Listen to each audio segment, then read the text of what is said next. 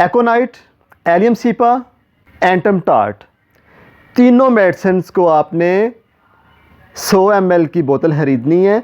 उसमें 30 ml, तीनों 30 ml बराबर मिकदार में मिक्स कर लेनी है और इन्हें रख लेना है। आपके बच्चों को फ्लू हो, खांसी आए, छींकें आए, नज़ला ज़ुकाम हो जाए, बड़ों को हो जाए, छोटों को हो जाए या आपको हो जाए, आपने ये दिन में 4 दफ़ा इस्तेमाल करनी है, सुबह, दोपहर, शाम, रात। तीनों मेडिसिन का मिक्सचर बना के इन्हें दिन में 4 दफ़ा इस्तेमाल करना है।